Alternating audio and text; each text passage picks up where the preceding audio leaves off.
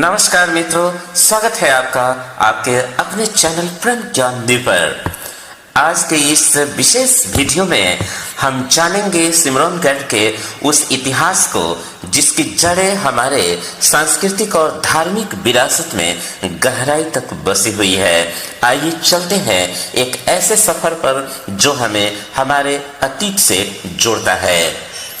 सिमरौनगढ़, जो वर्तमान में नेपाल के बारा जिले में स्थित है, प्राचीन मिथिला और तिरहुत क्षेत्र का एक महत्वपूर्ण हिस्सा रहा है। इसका इतिहास करीब 11वीं से 14वीं सदी के बीच देखा जा सकता है। यह नगर कर्नाट वंश की राजधानी था। इस वंश की स्थापना नामदेव ने की थी, जो बंगाल के पाल वंश के एक सेनापति थे। उन्होंने मिथिला में स्वतंत्र राज की नींव रखी, जिसकी राजधानी बनी सिमरौनगढ़। पुरातात्विक खुदाइयों में यहाँ से प्राचीन दुर्ग, ईंटों की दीवारें तथा तांबे और सोने की मुद्राएं मिली है, जो इसे एक विकसित और समृद्ध राज सिद्ध करती है। सिमरौनगढ़ केवल एक राजनीतिक केंद्र नहीं था, बल्कि सांस्कृतिक दृष्टि से भी अत्यंत समृद्ध था। यहाँ संस्कृत, साहित्य, शास्त्र और तंत्र विद्या का व्यापक प्रचार प्रसार था। यहाँ के शासकों ने विद्वानों और पंडितों को संरक्षण दिया। मिथिला की पांडित्य परंपरा का उद्भव यहीं से हुआ है। मिथिला पेंटिंग, जो आज वैश्विक पहचान बन चुकी है, उसी सांस्कृतिक परंपरा की एक जीवित धरोहर है। सिमरौनगढ़ इस सांस्कृतिक विकास की पृष्ठभूमि बना।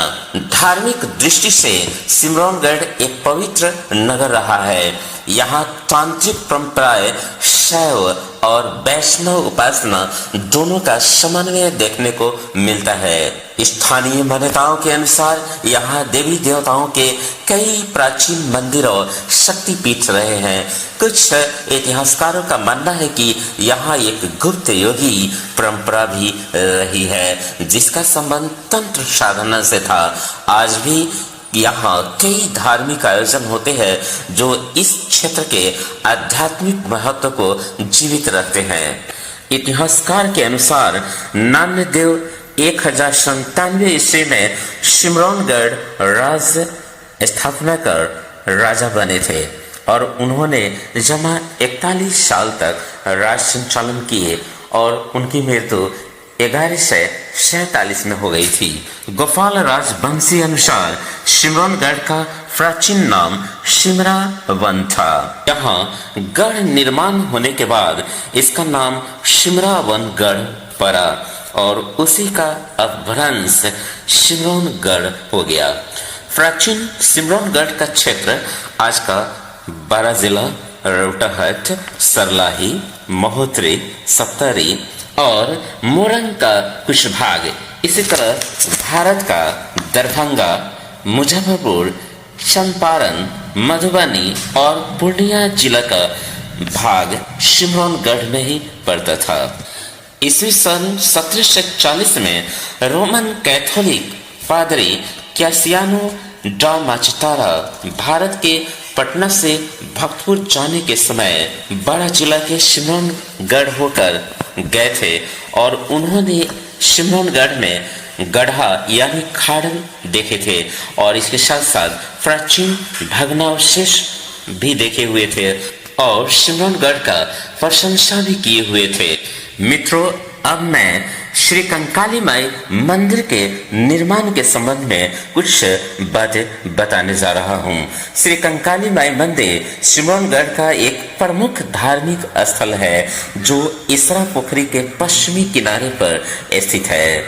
इस मंदिर के प्रांगण में कई प्राचीन मूर्तियां और कलाकृतियां देखी जा सकती है, जो कर्नाटक काल की मूर्ति कला का प्रतीक है। मंदिर के सामने एक प्राचीन घंटा है, जिस पर लमसम 119 अर्थात विक्रम संवत 1349 अंकित है, जो 13वीं शताब्दी का संकेत देता है। आज जिस जगह पर मंदिर बना है, उस जगह पर सदियों पहले फूस का बना हुआ मंदिर था। माना जाता है कि राणा शासनकाल में 19वीं सदी में फूस की जगह ईंट का मंदिर बनवाया गया। श्री कंकाली माई मंदिर के पास ही दाएं कोने में मनसाराम बाबा की समाधि है। कहा जाता है कि मनसाराम बाबा माता कंकाली का शुद्ध भक्त थे, जिन्होंने उनका साक्षात दर्शन किया था। आज भी उनकी रूह माता का दर्शन करती है, ऐसा माना जाता है। मनसाराम बाबा के संबंध में किंवदंती यह है कि जब लोगों ने उन्हें माता का दर्शन कराने का आग्रह किया, मजबूर किया, तो उनके शरीर से माता स्वयं प्रकट हो गई थी और इसके बाद बाबा समाधि में लीन हो गए और उनकी समाधि आज भी बरकरार है। मित्रों, अब हम जानते हैं इसरा पोखरी के संबंध में कि इतना बड़ा तालाब किसने, क्यों और कब खनवाया। तो इसके संबंध में कहा जाता है कि इसरा पोखरी, जिसे इसरा तालाब भी कहा जाता है, सिमरौनगढ़ के मध्य भाग में स्थित है और लगभग 8 बीघा क्षेत्रफल में फैला हुआ है। यह पोखरी 13वीं शताब्दी में राजा शिव सिंह या शक्ति सिंह देव द्वारा अपनी प्रेयसी इसरा के लिए बनवाया गया था। इस पोखरी के मध्य में 7 इनार थे, ऐसा भी कहा जाता है। पोखरी के ठीक मध्य भाग में एक बहुत बड़ा, मोटा और बड़ा पेड़ का दरख्त गाड़ा गया था, जिससे पोखरी का जलस्तर जाना जा सके।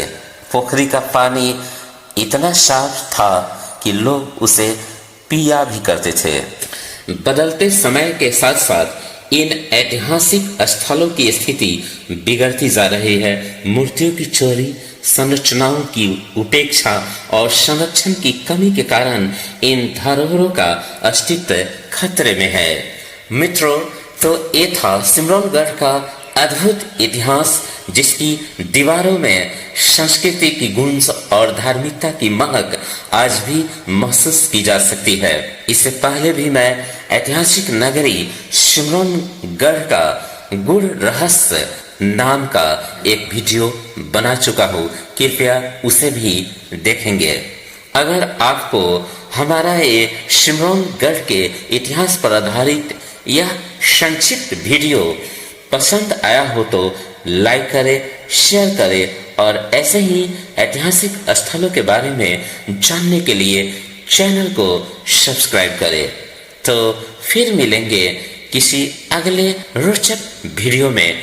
तब तक के लिए धन्यवाद, नमस्कार।